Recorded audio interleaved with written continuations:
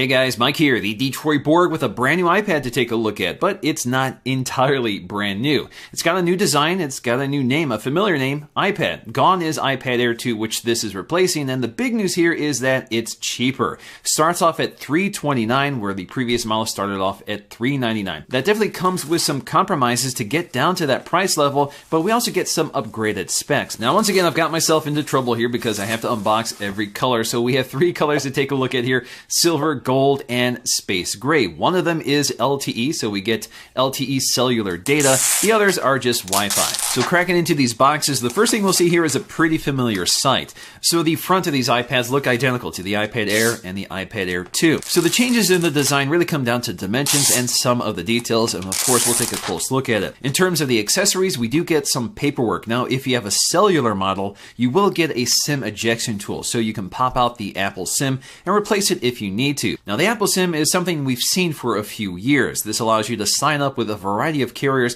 without buying a specific SIM for that carrier. So unfortunately, this iPad does not get the embedded SIM of the latest iPad Pros. But moving on, we have some basic paperwork and a set of Apple stickers. When it comes down to accessories, we get a 12-watt power supply along with a lightning cable. Now this iPad has a fairly big battery, 32.4 watt hours, which is good for about 10 hours of general use. Now that is quite a bit bigger than the batteries in the iPad Air 2 and the iPad Pro, which are around 27 watt hours, but again, they deliver about the same battery life. Now really the best way to summarize this iPad is that they've combined the original iPad Air with the iPad Air 2. So we have the same dimensions and overall chassis design of the iPad Air 1, but it picks up the design and most of the features of the iPad Air 2 and has been upgraded with the latest A9 CPUs. So on one side, it's an upgraded iPad Air 2. On the other side, it's a step back to the iPad Air 1. Now if you draw a line of succession from the original iPad to this iPad, this should be the 7th generation iPad, but Apple is actually calling this the 5th generation iPad.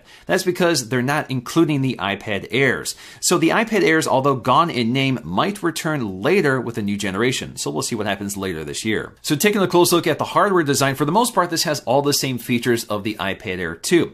So that includes an 8 megapixel iSight camera, good for 1080p HD video. We also have an f2.4 aperture, so no changes to the camera back here. It's still a pretty decent camera overall. Toward the bottom edge, we have a set of stereo speakers flanking a lightning connector, so no quad speakers like the iPad Pro. But of course, like all iPads, we still get a headphone jack. We also get a set of dual microphones mounted toward the top center. Now in my case, of course, I have 2 Wi-Fi models and a cellular model. So the cellular model has a plastic window which is used for radio transparency for the LTE radios and GPS antennas. And also like other modern iPads, we also have an inset Apple logo which is polished and color matched to the body. Also returning from the iPad Air 2 is Touch ID. So this is the cheapest device with Touch ID built in. Now this is the 1st generation Touch ID sensor, so it's not quite as fast as the latest Touch ID 2 sensor. Also not upgraded from the iPad Air 2 is the 1.2 megapixel FaceTime HD camera, good for 720p video with an f2.2 aperture. It's a decent camera, but it is getting quite old now. So getting to the display, this is where things get a little controversial, and that's because this display really is a downgrade from the iPad Air 2.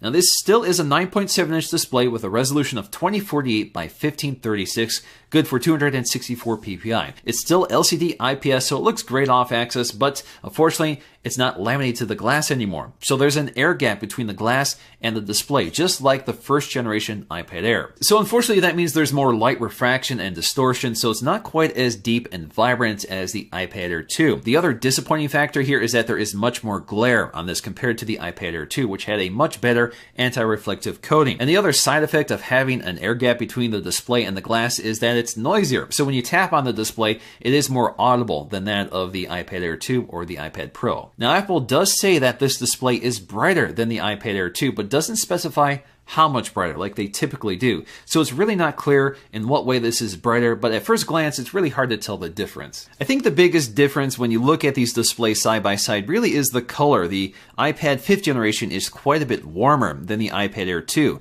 So for me, the colors actually look a bit richer on the newest iPad compared to the cooler colors of the iPad Air 2.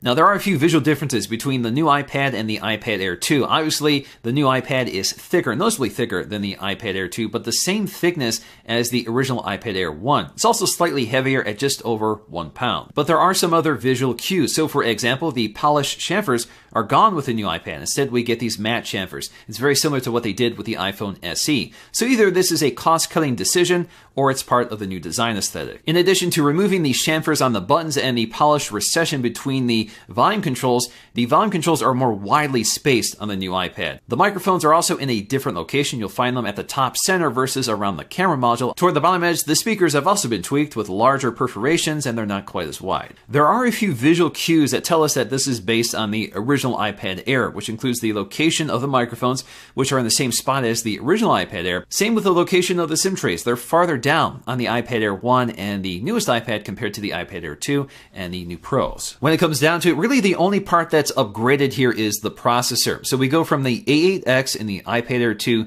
to the A9. We definitely see some performance gains here if we look at our Geekbench scores, and they're pretty significant. So that makes this iPad much more future-proof compared to the iPad Air 2. Now, although it's a year old, the iPad Pro is still much more powerful with the A9X processor, so we definitely see better Geekbench performance there. When it comes down to features and software, there really is no difference between the iPad Air 2 and this one. There's nothing new, nothing removed, but it doesn't have some of the things that the iPad Pro has, such as the Smart Connector for a keyboard accessory or support for Apple Pencil. But everything else is the same, including multi-windowing for multitasking, and the overall iOS 10 experience is identical, just smoother thanks to the faster A9 processor. Now, although we're getting the new A9 chip and the M9 Motion coprocessor, this does not feature wireless Siri. So unfortunately, you still need to be connected to power in order to use the Hey Siri command. So ultimately, this is not the most exciting new iPad to come out, but it's definitely the most affordable at $329. It's more affordable than the iPad Mini 4. It also makes it a great entry point for a lot of people who have not yet purchased an iPad. Instead of focusing on design and details that may not really matter, they focused on performance